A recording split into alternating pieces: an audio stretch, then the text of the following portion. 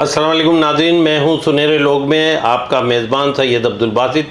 नाज़रीन, जैसा कि आप जानते हैं, पाकिस्तान में जितने मुख्तलिफ़ शोबों में खिदमत अंजाम दे रहे हैं शख्सियात, उनके हम तफसीली बातचीत करते हैं। उनके शोबे के हवाले से पाकिस्तान के लिए वो जो खिदमत अंजाम दे रहे हैं उसमें क्या क्या तफसील है, बहुत ही तफसीली गुफ्तगू करते हैं। ये जो शख्सियत है नाज़रीन, सुप्रीम कोर्ट के वकील और इंसानी हकूक़ के वकील, सदर लॉयर फॉर ह्यूमन राइट्स और चेयरमैन है मददगार मोहतरम जनाब ज़िया अहमद ऐवान एडवोकेट। अस्सलाम वालेकुम ज़िया साहब, कैसे हैं? खैरियत से ठीक हैं? कैसे हैं? अच्छा ज़िया अहमद ऐवान साहब, आप कराची यूनिवर्सिटी से LLB किया आपने, तो इस बारे में हमें बताएं। उससे पहले स्कूलिंग कहाँ से हुई आपकी?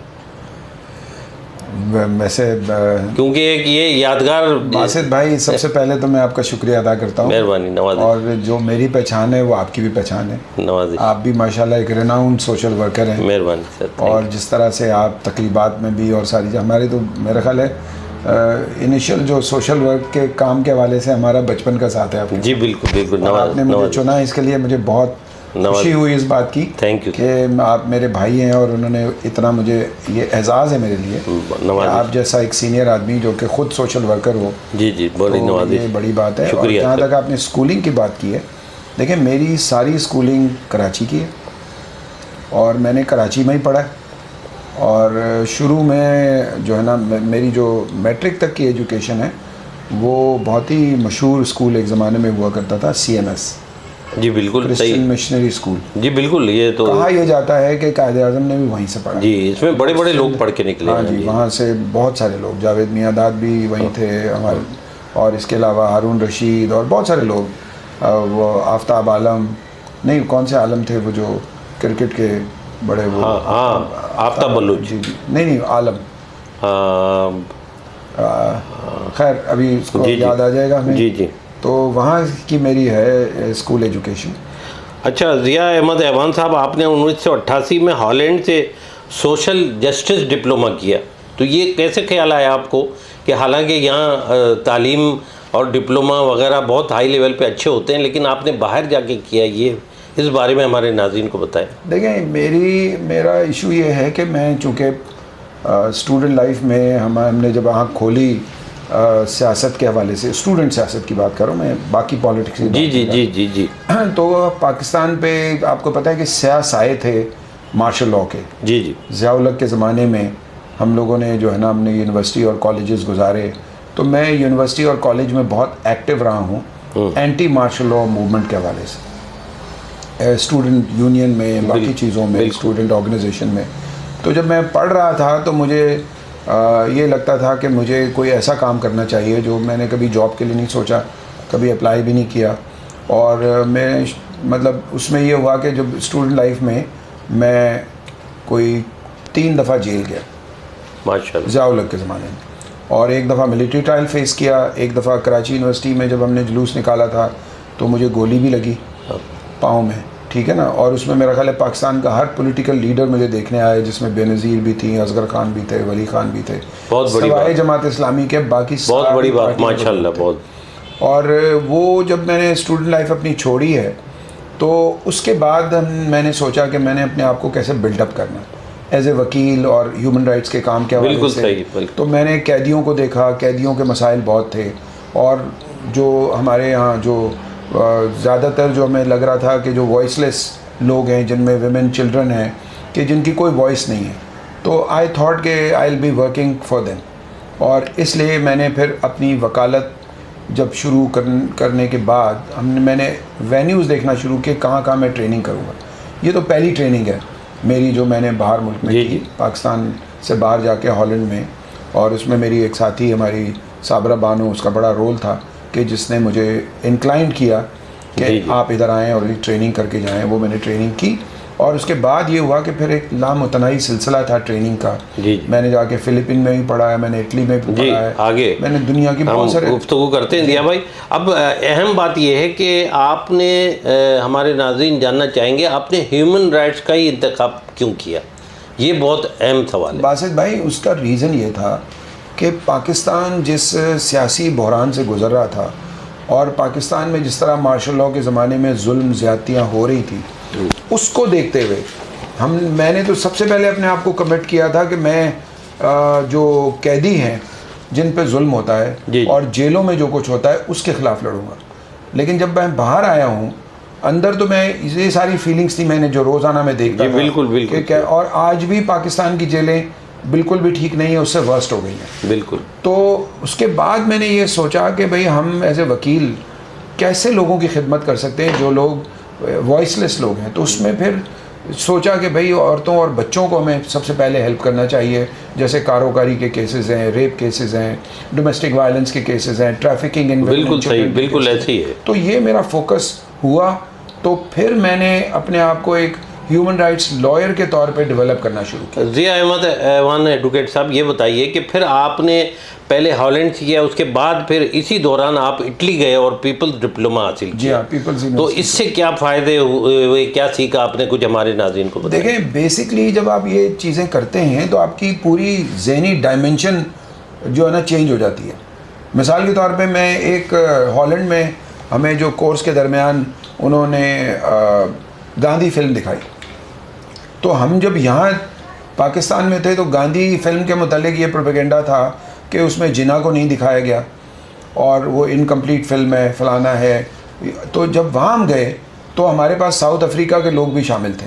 तो वो उन्होंने कहा कि भाई जहाँ पे उन दिनों आपको पता है साउथ अफ्रीका में वाइट्स की हुकूमत थी। जी जी। और जो ब्लैक्स मेजॉरिटी थे वो बाहर थे। बिल्कुल। नेल्सन मंडेला जेल में थे। जी जी, बिल्कुल ऐसे। और काफ़ी अरसा उन्होंने ये फेस किया। उन्होंने 23 साल गुजारे जेल जी जी जी जी। तो नेल्सन मंडेला बाहर थे, वो अंदर थे, जेल में थे। तो उन्होंने हमें बताया कि जब ये फिल्म बनी है तो ये फिल्म एक पर्पज़ के लिए बनाई गई थी। इसलिए बनाई गई थी कि पूरी दुनिया में, लैटिन अमेरिका में, एशिया में आर्म्स मूवमेंट चल रही थी, मतलब गोरिल्ला वॉरफेयर चल रही थी। लोग जो है जुल्म के ख़िलाफ़ गोरिल्ला वॉर कर रहे थे और आर्म्स की रेस थी पूरी, और आर्म्ड जो लोग थे वो लड़ रहे थे। तो उसको पैसिफाई करने के लिए इन्होंने ये फिल्म बनाई है। ये कॉन्सेप्ट ये था कि गांधी की चूँकि फ़िलासफ़ी अमन शांति था, बिल्कुल, वो चाहते थे कि कोई लड़ाई झगड़ा ना हो। वो कि अब इंडिया उसको बिल्कुल नहीं फॉलो कर रहा, लेकिन वो उनका ये था। तो उस लेसन को देने के लिए उन्होंने क्या किया कि जो सिनेमा हॉल जो वाइट्स के थे साउथ अफ्रीका में, और उसमें वाइट जा सकता था, उसमें ब्लैक को अलाउ किया कि आप जाके फ्री फिल्म देखो। क्या बात। इसलिए देखो कि आप ये जो हथियार वाली लड़ाई है उसको छोड़ दो, ठीक है ना। तो ये उनका मकसद था। तो वहाँ जाके मुझे ये पता चला कि भाई जिना का तो मसला ही नहीं है। उन्होंने गांधी पे फिल्म बनाई थी, गांधी को दिखाएंगे, तो जिना को दिखाने की तो ज़रूरत नहीं। वो ठीक है कि हिस्ट्री में बहुत सारी चीज़ें जो है ना वो एक्सटॉर्टेड होती हैं। जिना का जो हमारे मोहम्मद अली जिना साहब का जो रोल है पाकिस्तान बनाने में या कांग्रेस में भी और उसके बाद मुस्लिम लीग में भी, उनका कहीं ना कहीं रोल आना चाहिए था। ज़िया भाई, असल में आपने 1989 में ये महसूस कर लिया कि जो कराची में और सिंध में जो हालात हैं, और 50 लॉयर्स पर मुश्तमिल टीम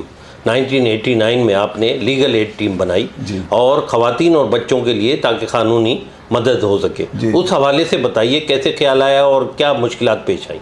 देखिए, जब मैंने जाके ट्रेनिंग करना शुरू की तो एक ट्रेनिंग मैंने की थी फ़िलिपाइन में। जी जी। फ़िलिपाइन में जब मैं ट्रेनिंग करने मैं ढूंढता था ऐसी जगह कि जहाँ से मुझे सही किस्म की ट्रेनिंग जो है ना मिल सके। तो मैंने जब फ़िलिपाइन में देखा कि जो उनका सबसे बड़ा डिक्टेटर था मार्कोस के ज़माने में 7 लॉयर को उन्होंने शहीद किया था, क्योंकि वो उसके ख़िलाफ़ जद्दोजहद कर रहे थे। इतने स्ट्रॉन्ग थे कि उस लॉयर से उनको ख़तरा हो गया था जिनको उन्होंने मारा। बिल्कुल। तो मैंने कहा यार सबसे अच्छी ट्रेनिंग की जगह जो है वो फ़िलिपाइन है। तो मैं फ़िलिपाइन गया, फ़िलिपाइन से भी मैंने बहुत सारे आइडियाज़ लिए, और मैंने आके पाकिस्तान में पहली दफ़ा पैरालीगल ट्रेनिंग जो है वो फ़िलिपाइन की ट्रेनिंग से ली। और फिर ये जो मैंने ट्रेनिंग्स की थी उससे मुझे एक कॉन्सेप्ट जो डेवलप हुआ पाकिस्तान में पहली दफ़ा, लीगल एड, वो मैंने शुरू की पाकिस्तान में पहली दफ़ा। क्योंकि मुझे बहुत सारी रेजिस्टेंस का सामना करना पड़ा अपने वकील भाइयों की वजह से, अपने वकील दोस्तों की वजह से, कि वो समझ रहे थे कि कोई एक शायद ये कोई और कारोबार शुरू कर रहा है, ये लीगल एड का जो इस तरह की बात करें। लीगल एड तो मानते ही नहीं था कोई, लेकिन वो हमने रिकग्नाइज करवाया। और हम अल्लाह का शुक्र है कि अब पता नहीं कितनी ऑर्गेनाइजेशन जो लीगल एड देती हैं। उस ज़माने में तो एक भी था, और मैंने तो बार काउंसिल और बार एसोसिएशन में बहुत सारे लोगों को फेस किया इस हवाले से। अच्छा, ज़िया अहमद ऐवान एडवोकेट साहब, आपने 1990 गालिबन 91 ह्यूमन राइट्स पर एक बेहतरीन नेटवर्क बनाया, जिसका मैं समझता हूँ कराची में, सिंध में या पाकिस्तान में बहुत कम गिने चुने लोग थे, उनमें एक आपका शुमार है, और बहुत अच्छा नेटवर्क से काम किया। उस हवाले से हमारे नाज़रीन को बताइए वो किस तरह अमल में। देखिए, बेसिकली जब मैं लीगल एड के काम के हवाले से जेल में बहुत सारी औरतों बच्चों को डेली बेसिस पे रिलीज़ कराता था, उन दिनों अखबार भरे होते थे और सारे मीडिया के लोग मेरे ऑफिस के में रेगुलर चक्कर लगाते थे इंटरव्यूज़ के लिए। तो मुझे एक नई चीज़ जो पता चली कि हमारी जेलों में बंगाली और बर्मी ख़वातीन और बच्चे बहुत सारे जेलों में थे। अच्छा। तो जब मैंने उनको लोकेट किया तो पता चला कि ये हमारे पाकिस्तान में जो है ग़ुलामी की जो मिसालें हम देते हैं कि ग़ुलामाना तरीका, तो वो trafficking in women and children में उनको बांग्लादेश से और बर्मा से लेकर आते थे। उनमें बर्मीज़ भी थी और बांग्लादेशी भी थी, जो वाया पूरा 2000 मुनज़्ज़म नेटवर्क था, जो इंडिया के रास्ते बॉर्डर से वो बल्क की शक्ल में आते थे। क्या बात। तो उसके खिलाफ मैंने जब आवाज़ उठाई तो वो पहली आवाज़ थी पाकिस्तान में मेरी, trafficking in women and children के हवाले से। अच्छा ज़िया भाई, आपने 100 से ज़ायद जो है मुख्तलिफ टीवी और चैनल पे ह्यूमन राइट्स और बच्चे और ख़वातीन के साथ जो ज़्यादती है, जो प्रॉब्लम्स हैं, उस पर प्रोग्राम्स किए।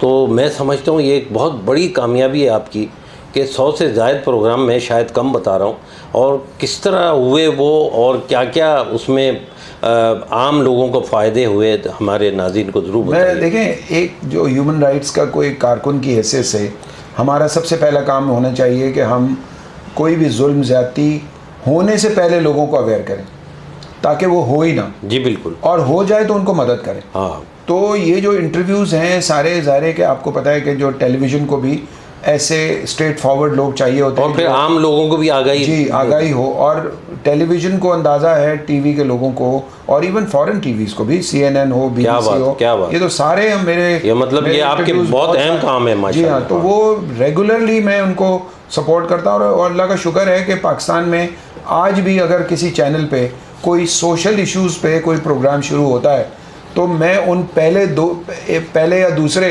प्रोग्राम में मुझे बुलाया जाता है कि इसने आके खुल के बात करनी। क्या बात।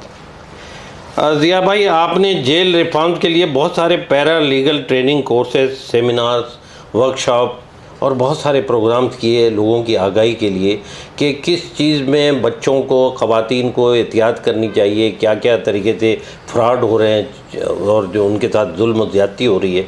ये भी बहुत अहम काम है। ये इसके हवाले से कुछ बताइए कि ये कैसे रहा, कामयाब रहा, क्या तजुर्बा रहा। देखिए, मुझे तो लगता ये है कि जो मैंने अपनी लाइफ में कंट्रीब्यूट किया है वो मेरे लिए तो बहुत फैंटास्टिक है। वो अलग बात है कि पाकिस्तान के जो हमारे मारूजी हालात, माशी हालात, गुर्बत के हालात और हमारी अदालतों के मसाइल और हुकूमतों के मसाइल की वजह से हम वो टारगेट अचीव नहीं कर पाए कि पाकिस्तान में डोमेस्टिक वायलेंस कम से कम हो जाए, ट्रैफिकिंग कम हो जाए, रेप के केसेस कम हो जाएं, बच्चों के साथ ज़्यादतियाँ कम हो जाएं। ये सारी तो हमारी रेगुलर एक हमारी ये जहाद का सिलसिला हमारा है जो जारी है, और इसके लिए तो पूरी कोशिश है। और जहाँ तक रहा कि हर चीज़ के लिए आपको नेटवर्क की ज़रूरत होती है, तो मैं जिन नेटवर्क का पार्ट रहा हूँ या जिसमें मैंने चीज़ें डेवलप की हैं वो सिर्फ पाकिस्तान में नहीं थी, वो साउथ एशिया में, पूरे सार्क में, बहुत बड़ी और फिर आप इंटरनेशनली भी देखें, मैं बहुत सारी इंटरनेशनल ऑर्गेनाइजेशन के बोर्ड पे रहा हूँ, उनका बोर्ड मेंबर रहा हूँ और रेगुलरली फ्लाई करता रहा हूँ। मैंने दुनिया के 72 कंट्रीज़ में जो है ना वो विज़िट किया है, और कुछ मुल्कों में मैं 50-50 दफ़ा गया हूँ। तो ये अल्लाह ताला की देन है कि मैं एक लोअर मिडिल क्लास से आया हुआ जो है ना वकील था, और स्ट्रगल करके हमने अपनी लर्निंग भी की, आगे कंट्रीब्यूट भी किया और अपने आप को भी सेटल किया, विच इज़ बोथ वेज। और अल्लाह का शुक्र है कि मुझे वकीलों की तरफ से जो इज़्ज़त मिली है मेरे वकीलों की वजह से, बाकी भी पूरी दुनिया में मिला, पूरी मुझे इंटरनेशनल अवार्ड माशाल्लाह, ठीक है ना।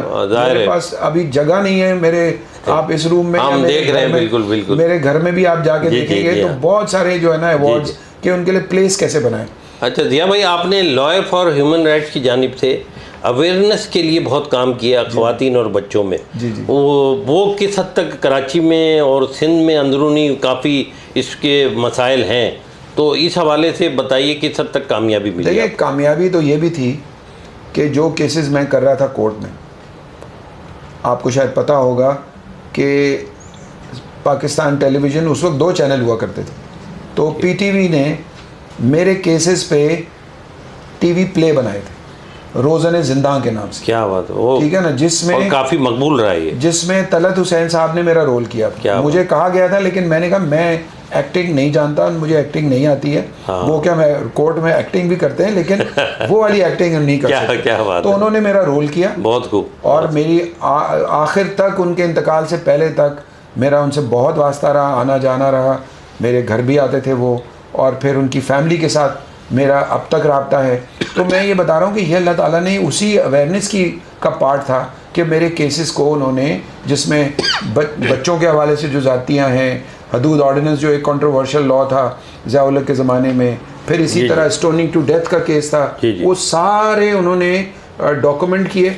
और अवेयरनेस जहाँ तक बात कर रहे हैं, हमने जो हमारी जो ऑर्गेनाइजेशन के साथ मिलकर हमने पाकिस्तान में कई किस्म के पैरालीगल ट्रेनिंग की। हमने मिड लेवल के जो लेबर लीडर्स हैं, उनमें फ़ीमेल और मेल दोनों को हमने ट्रेन किया कि ट्रेड यूनियन में जो है वो विमेन की पार्टिसिपेशन, क्योंकि विमेन वर्कर्स भी हज़ारों लाखों की तादाद में है, तो ट्रेड यूनियन में उनका भी पार्ट होना चाहिए। अब माशाल्लाह मैं देखता हूँ कि बहुत सारी विमेन लीडर्स हमें नज़र आती हैं ट्रेड यूनियन में। तो इसी तरह हमने टीचर्स को ट्रेनिंग दी हमने कि भाई पैरालीगल का मतलब ये है कि अगर कोई वायलेशन होती है ह्यूमन राइट्स की, तो सबसे पहले वो डॉक्यूमेंट करें उसको, और फिर हमारे पास आए।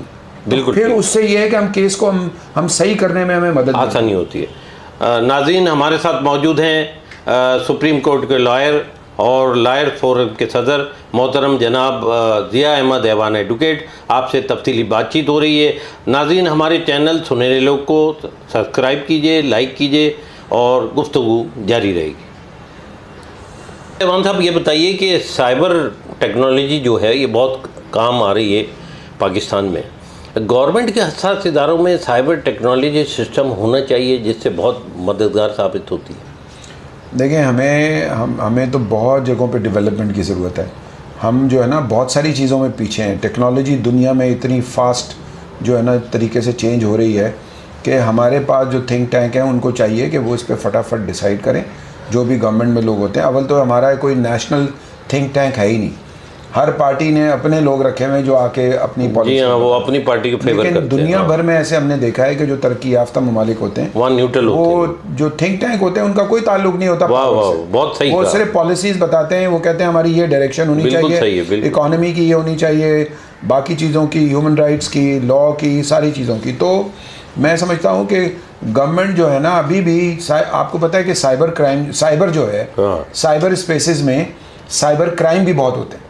और साइबर क्राइम एक नया फिनोमेना है पाकिस्तान में, बहुत अरसे से चल रहा है कि लोग साइबर के ज़रिए लुट गए, बर्बाद हो गए, लोगों के साथ, लोगों के नाम ख़त्म हो गए, लोगों के साथ इतनी ज़्यादतियाँ हुई। हमारे इंस्टीट्यूशन अभी तक उनको केटर करने के लिए इक्विप नहीं है। अभी जो नई टेक्नोलॉजीज़ आ रही है, जैसे AI आ रहा है, आर्टिफिशियल इंटेलिजेंस, इससे पहले बाकी चीज़ें हैं, तो उसके लिए तो हमारे इदारों को तैयार होना चाहिए कि इस तरह की चीज़ें हमारे दुश्मन भी कर सकते हैं और इंडिविजुअल भी एक दूसरे के खिलाफ कर सकते हैं। बिल्कुल सही। आपके एनिमीज़ भी आपके साथ कर सकते हैं। बिल्कुल सही। विद इन और आउटसाइड दोनों। तो इसलिए हमारी गवर्नमेंट को चाहिए कि टेक्नोलॉजी शुड कम फर्स्ट। अभी तक देखें, हमारा पाकिस्तान का लैंड रिकॉर्ड सिंध का अभी तक रिकॉर्ड नहीं बन सका है। भाई किस दुनिया में रह रहे हैं, कब आया था? दुनिया आगे निकल गई, कंप्यूटराइज हो जाना चाहिए। लेकिन चूंकि उसमें क्राइम बहुत होते हैं, उस क्राइम को खत्म नहीं करना चाहिए, वो रिकॉर्ड में नहीं लाना चाहिए, बिल्कुल जो लगता है ऐसे, बिल्कुल हो सकता है हम गलत हों, लेकिन लगता है ऐसे। ज़िया अहमद ऐवान साहब, आपने जेल रिफॉर्म्स के लिए बहुत कोशिशें की और ख़ास तौर पर पाकिस्तान में पहली बार नाबालिगों के लिए जेल कोर्ट जो है, कोर्ट का क़याम अमल में लाया। ये बहुत अहम आपने काम किया। इस हवाले से बताइए कि कितनी मुश्किलात पेश आई। देखिए, इसके लिए तो हमें पिटिशनें करनी पड़ी, बच्चों के केसेस के साथ हमने एडवोकेसी की कि इस बच्चे के साथ ये ज़्यादती हुई, इसको रखने का कोई जगह नहीं थी। और फिर जो एक ज़माने में, आपको ये शायद आपको नहीं पता होगा कि जब कैदियों को हथकड़ी के साथ डंडा बेड़ी लगा के लाते थे, पाँव में डंडा बेड़ी होती थी, तो हर कैदी ज़्यादातर जो जेल से आता था हेयरिंग पे, उसमें नाबालिग भी थे, उसमें बच्चों को भी लगी होती थी। तो वो हमने उसको चैलेंज किया हाई कोर्ट में, और अल्लाह का शुक्र है कि हाई कोर्ट के ज़रिए हमने वो जो डंडा बेड़ी है वो ख़त्म कराई कह दिया। क्या बात है, क्या आप हथकड़ी पहना दें, ठीक है जी, हथकड़ी भी वो उन लोगों को जिनको आपको ज़रूरत है, हाँ। लेकिन आप कम से कम ये डंडा बेड़ी गुलामाना जो तरीक़ाकार था ये उसको हमने ख़त्म किया। बिल्कुल। तो उसके बाद ये हुआ कि जो यंग लोग हैं उनके लिए जेल होती थी एक ज़माने में, लांडी जेल जो है वो बच्चों की जेल होती थी, उसको हमारी हुकूमतों ने कन्वर्ट कर दिया था मेल भी वहाँ होते थे और जेल वो बड़े भी और छोटे भी होते थे, बच्चे भी होते थे, उसको अलग करवाया। तो एक ज़माने में एक केस निकला जिसमें ये पता चला कि जो इसको हुकूमत ने इंक्वायरी कराई कि 50 बच्चों का जब मेडिकल कराया तो वो सबके साथ जिनसी ज्यादती हुई थी, ठीक है ना, जो मेल करते थे उन दोनों जो बड़े थे। तो उसके बाद जब हमने ज़्यादा प्रेशर डाला तो फिर वो है कि उन्होंने क्या किया कि लांडी जेल को तो एक बड़ों की जेल बना दिया और सेंट्रल जेल के साथ एक जेल बनाई जिसको उन्होंने जुवेनाइल जेल के तौर पे। हालांकि मैं उस जुवेनाइल जेल के बनने पे बहुत खुश नहीं हूँ। मैं समझता हूँ कि जुवेनाइल्स को जेल में रखना ही गलत है।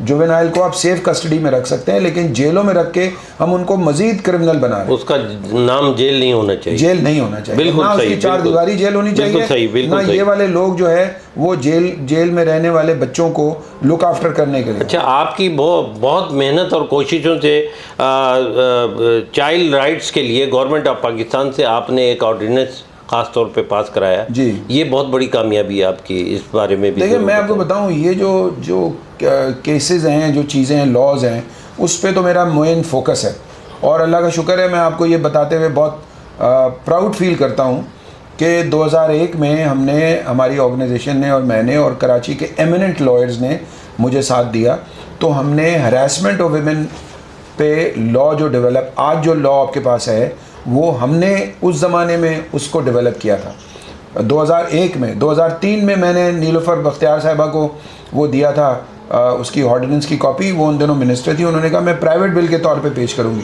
फिर जाके 2010 में वो लॉ अप्रूव हुआ। आज वो पूरे पाकिस्तान में हरासमेंट के हवाले से वो लॉ मौजूद है जिसमें harassment of women at work place को देखा गया है। हालांकि अब पब्लिक प्लेसेस पे जो हरासमेंट होती है उसके लिए भी अब लॉ में अमेंडमेंट आ गई है। तो ये सारी स्ट्रगल है हमारी ज़िंदगी की और हम ये देख रहे हैं कि बहुत चेंजेस हैं, हमारे लिए बहुत बड़ी चेंजेस हैं, लेकिन पब्लिक को उस तरह से नज़र नहीं आती। अच्छा, 2001 में ज़िया साहब आपने बहुत अहम काम किया, मददगार 2001 में आपने हेल्पलाइन, जो पाकिस्तान में पहली बार हेल्पलाइन थी और मददगार जो ख़वातीन और बच्चों के विक्टिम के लिए, तो ये बहुत कामयाबी है आपकी और इसमें मैंने सुना है कि बहुत आपने काम किया। ये तो देखो आई फील प्राउड। और उसकी वजह क्या थी, क्यों हमने बनाया वो, उसका रीज़न था, वो किसी फॉरेन एजेंडे के तहत नहीं बनी। जी। वजह ये था कि लीगल एड के जब हम काम कर रहे थे और जो मेरे पास औरतें बच्चे जो ढेरों की तादाद में आते थे, पूरे पाकिस्तान के लोगों की कॉलें भी आती थी कि हमें हेल्प करें और हम उनको हेल्प कर रहे थे। तो उस वक्त क्या हुआ कि हमें एक बात की फ्रस्ट्रेशन बहुत होती थी कि हम जब लीगल एड का काम कर रहे होते थे तो उन औरतों को जो है ना वो शेल्टर की भी ज़रूरत होती थी, काउंसलिंग की भी ज़रूरत होती थी, मेडिकल एड की भी ज़रूरत होती थी, पुलिस हेल्प की भी ज़रूरत होती थी, किराए पे हो सकता है घर लेना हो तब की ज़रूरत होती थी। तो इन सारी चीज़ों को हम लोग हेल्पलेस फील करते थे कि हम उसको ये सारी चीज़ें मदद नहीं दे सकते और हमारे इर्द गिर्द जो ऑर्गेनाइजेशन थी उनका भी फोकस इन चीज़ों पे नहीं था। तो फिर हमने ये किया कि अंडर वन अम्ब्रेला पाकिस्तान में पहली दफ़ा ये कॉन्सेप्ट जो हमने डेवलप किया कि हमने मददगार हेल्पलाइन, पहले तो हमने हेल्पलाइन का तस्वुर दिया, अब नाम का इशू आया कि नाम कैसे सिलेक्ट किया जाए, कोई फॉरेन नाम हो, फलाना लोग जैसे रखते हैं। बिल्कुल। तो हमने ये नहीं कि हमने अपने दफ्तर के करीब कच्ची आबादी में लोगों से पूछा, जाके हमने पूछा कि भाई जो है ना क्या नाम होना चाहिए, तो हमें फिर ये मददगार वहाँ से मिला कि मददगार में हर चीज़ आती है। क्या बात है, क्या बात है। एक दफ़ा वो आ जाए मददगार में तो उसको हर किस्म की हेल्प मिल जाए, उसको काउंसलिंग भी मिल जाए, शेल्टर भी मिल जाए, मेडिकल एड भी मिल जाए, पुलिस को अगर भेजना है। जिस तरह हमने पाकिस्तान का हमारे ऑफिस जो है ना कराची में, लाहौर में, पेशावर में, कोयटा में बने हेल्पलाइन में, फिर हमें गवर्नमेंट ने हमें बहुत अच्छा जो वो किया कि जो नंबर अभी भी हम यूज़ करते हैं, अच्छा दिया। नहीं, गवर्नमेंट ने हमें 4 डिजिट नंबर दिया। क्या बात, वो बहुत बड़ी बात है, वो पाकिस्तान में यूनिक है। 1098। वाह वाह, 1098 हमारा नंबर आज भी काम कर रहा है। हम लोगों को हेल्प आउट कर रहे होते हैं, कभी कम कभी ज़्यादा, लेकिन वो ये 1098 है, ये पूरे साउथ एशिया का नंबर है। आपको ये भी बताऊं, क्योंकि अगर कोई बच्चा ट्रैफिक हो जाए, बच्चा एक बॉर्डर से दूसरे बॉर्डर चला जाए, तो 1098 अगर डायल करेंगे तो अगर वो पाकिस्तान में तो पाकिस्तान में हमें लगेगा, और अगर इंडिया में तो इंडिया को 109 लगेगा, बहुत बड़ी अगर कामयाबी। श्रीलंका में तो 109। क्या कहने। तो ये हमारा पूरा एक नेटवर्क है बहुत जबरदस्त, हेल्पलाइंस का, बहुत बच्चों का, माशाल्लाह। तो ये एक बड़ी कामयाबी है जो हमने बहुत की। बड़ी कामयाबी। इसको गवर्नमेंट ने ओन नहीं किया। गवर्नमेंट तो आपको पता है कि बहुत बड़े बड़े इनिशिएटिव को मिनिस्ट्रियाँ ओन नहीं करती। हाँ, हमारे यहाँ ये बदनसीबी है, हमारे मुल्क बदनसीबी है कि उन्होंने उसको ओन नहीं किया। हालांकि गवर्नमेंट को बहुत बढ़ के आगे लेकिन मैं आपको बताऊं, मेरे नेबरिंग कंट्रीज में हमारी जो हेल्पलाइंस हैं जो बच्चों के हवाले से 1098, उसको गवर्नमेंट ने ओन करके, वो चलाती ऑर्गेनाइजेशन ही है लेकिन सपोर्ट जो है ना गवर्नमेंट करती है। ये हर ओन करते हैं, दुनिया में हर ममालिक में होता है। मॉडल बनाया था ना हमने। अच्छा, जिया अहमद ऐवान साहब, आपने माइग्रेंट कम्युनिटी सेंटर 2002 में कोरंगी में काम किया, तो उसका क्या था बैकग्राउंड? देखिए, बेसिकली जब मैंने आपको शुरू में बताया कि मैं बंगाली बर्मी औरतों बच्चों की जो ट्रैफिकिंग थी, और हमें पता था दलाल किस तरह से काम करते हैं। हाँ। तो हमने तो बड़ी लड़ाई लड़ी है। हाँ। तो फिर हमने कहा कि उन फैमिलीज़ को कैसे ट्रेन कर सकते हैं। तो हमने ट्रैफिकिंग के साथ साथ माइग्रेंट वर्कर्स जो होते हैं, अनडॉक्यूमेंटेड जो होते हैं, ख़ासतौर पे ये हमारे पास आते थे ज़्यादातर बंगाली बर्मी के, मतलब जिनके पास शनाख्ती कार्ड भी नहीं है, पासपोर्ट भी नहीं है, और जिन इलाकों में रहते हैं, स्लम्स में रहते हैं, और वो सारी हमारी इर्द गिर्द की जितनी फैक्ट्री हैं वो हमारी इकॉनमी में कंट्रीब्यूट करते हैं। बिल्कुल, वो हमारी इकॉनमी को कंट्रीब्यूट करते हैं। पॉलिटिकल इशू अपनी जगह। तो होता क्या था कि पहली तारीख को पुलिस हर कोने पे खड़ी होती थी और लोगों से तलाशी लेके उनकी तनख्वाह भी ले लेती थी। तो हमने हर स्टेप पे लड़ाइयाँ लड़ी, काम किया कि लोगों के राइट्स कैसे वो हो सकते हैं, जो मेहनत कश लोग हैं उनको कैसे हम एक्सप्लॉयटेशन से बचा सकते हैं। आपने 1997 में वर्किंग वुमेन सपोर्ट सेंटर की बुनियाद रखी जी, और उसमें काफ़ी लोगों को फ़ायदे हुए, तो उस हवाले से बताइए कि वो हमने इसलिए बनाया था कि ज़्यादातर हमारे पास जो है गारमेंट वर्कर की केसेस आते थे, फैक्ट्री में जो औरतें काम करती हैं, तो उनको छुट्टियां भी नहीं मिलती थी अपनी वहाँ से, इतवार के दिन भी उनको जाना होता था, और उनकी यूनियन भी नहीं बनने दे रहे थे। पाकिस्तान में तो हमारे पॉलिटिशियन मतलब वो बहुत बुरे हालात उनके साथ ज्यादती हो रही थी। तो हमने कहा इनको फोकस करें कि आया जो वर्किंग वुमेन हैं उनके ट्रांसपोर्ट के हालात क्या हैं, उनके हालात ज़िंदगी क्या हैं। तो हमने उनको गाइड करना शुरू किया और उनके हेल्प आउट किया कि वर्किंग वुमेन के ज़रिए हम जो है ना उन तक पहुँचे। वर्किंग वुमेन सपोर्ट सेंटर के ज़रिए हमारे वॉलंटियर्स जो है ना, पैरालीगल्स, वो जाके उनके साथ काम करते थे और उनको हेल्प आउट करते थे। अच्छा ज़िया साहब, एक बड़ी अहम बात यह है कि बच्चे हों या बच्चियां हों, उनकी उम्र पढ़ने की होती है और उनको या तो लेबर काम लिया जाता है या फिर बच्चियों की शादी कम उम्र में कर दी जाती है। उसके लिए भी आपने एक तरीक़ेकार किया अपनी तंजीम के थ्रू और उसमें काम किया, तो उसमें किस हद तक कामयाबी मिली? देखें, हमें कामयाबी तो ये मिली ना कि आज आप देखें कि लॉ तो कहता है कि बच्चों से 14 साल के कम उम्र के बच्चों से काम नहीं करा सकते आप। बिल्कुल ऐसे ही है, लेकिन गुर्बत का ये आलम है कि वो मजबूरन काम करते हैं। हाँ। अच्छा, मजबूर तो गवर्नमेंट को होना चाहिए, ठीक है ना, कि वो उनकी वो करे, कफालत करे, लेकिन ऐसा भी नहीं है हमारा। अब मुझे पता नहीं कि इकरा सरचार्ज के पैसे कहाँ जाते हैं, ज़कात के पैसे कहाँ जाते हैं, ये बच्चे क्यों स्कूल नहीं जाते, क्यों चाइल्ड लेबर में, ये तो होना ही नहीं चाहिए। और इस पे देखें, दुनिया भर में ऐसी चीज़ें होती भी हैं, लेकिन एक लेवल होता है, वो बढ़ता नहीं है, कम होता है। बिल्कुल, गवर्नमेंट उस पर सोच रही होती है, कहती है भाई अभी है लेकिन हम इसको इरेडिकेट कर रहे हैं, इसको कम कर रहे हैं। लेकिन यहाँ तो कोई इस पर तवज्जो देने के लिए तैयार नहीं है। वो ये कह देते हैं कि ये तो अगर नहीं कमाएंगे तो खाएंगे कहाँ से। बिल्कुल, तो ये जो इदारे हैं वो कहाँ चले गए? बिल्कुल, जो बने हुए हैं, गवर्नमेंट ने बनाए हुए हैं कि ये ज़कात का इदारा है,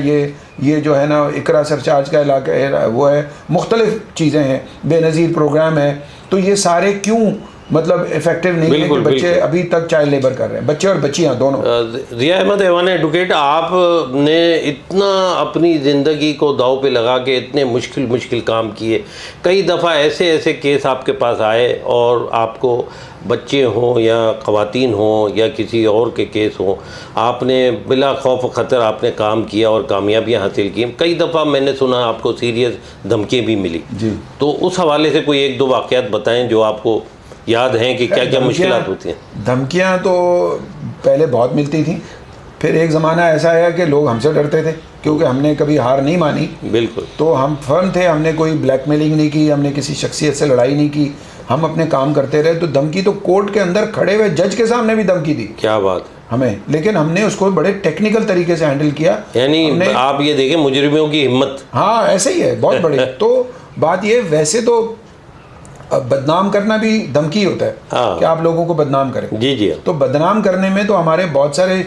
जो पढ़े लिखे लोग हैं वो भी शामिल होते हैं कि किसी तरह भी बदनाम कर दें कि आप कोई काम कर रहे हैं अगर औरतों और बच्चों के हवाले से, तो आप कोई भी नेगेटिव बात फीलर छोड़ दें। उनको पता नहीं है इस फीलर से अगले की पर्सनालिटी को क्या नुकसान होता है।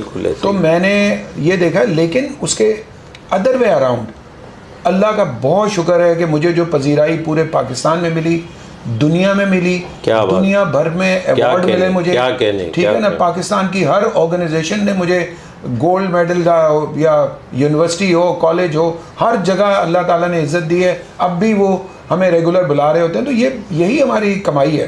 हुकूमत पाकिस्तान की जानिब से कोई, हुकूमत पाकिस्तान से एक दफ़ा वो शौकत अजीज़ साहब के ज़माने में गोल्ड मेडल मिला था। बाकी हम चूँकि ब्यूरोक्रेसी के और मिनिस्टरों के और आगे पीछे नहीं होते हैं आप, तो हमें बिल्कुल है, हमें उनसे कोई गिला नहीं है, हम खुश हैं। बिल्कुल है। वो सारे तमगे सितारे सारे लोगों को बांटे, हमें कोई इशू नहीं। ज़िया अहमद ऐवान साहब पाकिस्तान की एक कदावर समाजी शख्सियत जो इंटरनेशनल लेवल पे अपना एक मुकाम रखते हैं और दुनिया में उनकी रेस्पेक्ट है, और पाकिस्तान में उन्होंने पूरी ज़िंदगी दे दी। अब्दुल सत्तार ईदी आपके शुरू में आपके साथ बहुत काम किया, आपने उनसे बहुत कुछ सीखा। तो नाज़रीन को बताइए कि कैसे शख्सियत के मालिक थे। देखें, मुझे बड़ा फ़ख्र है इस बात पे कहने में कि सत्तार, मैं जब ऑर्गेनाइजेशन बना रहा था और जब मैंने काम शुरू करने से पहले मैं उनसे कांटेक्ट में आ गया था, तो मेरे कहने पे वो आके औरतों और बच्चों की ज़मानत की रकम तक जमा करा के चले जाते थे, लाखों रुपए में। क्या कहते, ठीक है ना, वो और बेगम ईदी। और मैं उनको वाकई बहुत मिस करता हूँ और सल्यूट करता हूँ उनको, उनके काम को। बहुत अजीम थॉटफुल आदमी थे दोनों मियाँ बीवी। और अभी मैं देखता हूँ कि फैसल में भी मुझे वो चीज़ें नज़र आ रही हैं। और मैं अभी तक ईदी सेंटर के जो केसेस होते हैं वो फ्री ऑफ चार्ज करता हूँ। बहुत। इसी तरह हमने CPLC के मेजॉरिटी केसेस मैंने फ्री ऑफ चार्ज किए हैं। बहुत खूब। और करता हूँ। कोई भी हमारी सोशल वेलफेयर ऑर्गेनाइजेशन से अगर कोई लीडर हो और हमें पता चले कि वो किसी पर्सनल इशू में है, वो भी आते हैं, मैं उनको हेल्प आउट करता हूँ। क्योंकि अगर उनको हम स्ट्रेंथन नहीं करेंगे तो हम नीचे कैसे सिस्टम चलाएंगे। बहुत खूब। तो इसलिए मुझे बड़ा फ़ख्र है, मैंने उनके साथ काम किया है और बहुत अच्छा काम किया है। और उन्होंने मुझे शुरू में हमारी ऑर्गेनाइजेशन को इनिशियल फाइनेंशियल सपोर्ट की ज़रूरत थी तो उन्होंने दी। बिल्कुल। CPLC ने दी। क्या यूसुफ और नाजिम हाजी ने, जब नई CPLC बनी थी, तो उन्होंने भी मुझे, हम एक आध लॉयर की सैलरी देते थे, छोटी सैलरी होती थी, लेकिन वो बहुत बड़ी बात थी, हमारे सर्विस देते थे, हमारे लिए बहुत बड़ी बात थी। और ईदी साहब का तो कमाल है। और अभी तक ईदी सेंटर के साथ मैं जुड़ा हुआ हूँ, हर वक्त उनके केसेस जितने आते हैं, और अगर मैं उनको फ़ोन करके किसी की हेल्प के लिए बोल दूँ तो 1 मिनट में वो काम हो जाता है। नाज़रीन, हमारे साथ मौजूद थे ह्यूमन राइट्स के सदर, और सबसे बड़ी बात है सुप्रीम कोर्ट के लॉयर और मददगार के चेयरमैन। और सबसे बड़ी अहम बात यह है कि पाकिस्तान में ऐसे लोग नाज़रीन अभी भी गिने चुने रह गए हैं जो पाकिस्तान के लिए अपनी पूरी ज़िंदगी वक्त किए हुए हैं और अपनी खिदमत अंजाम दे रहे हैं, चाहे ख़वातीन हो, चाहे बच्चे हो, चाहे मर्द हो, चाहे बूढ़े हों। अब मेरी गुजारिश ये है कि हुकूमत पाकिस्तान से ऐसी शख्सियात का खिदमत का एतराफ़ करना चाहिए, आपको सदारती अवार्ड से नवाजना चाहिए, ताकि आने वाली नस्लें, जो आने वाले लोग हैं, नए लोग जो ये इनका काम देख रहे हैं ऐसी शख्सियात का, वो भी इस और हिम्मत बढ़े उनकी, और जज्बा बढ़े, और वो बेहतर तरीके से पाकिस्तान की खिदमत कर सकते हैं। बहुत बहुत शुक्रिया। जय पाकिस्तान।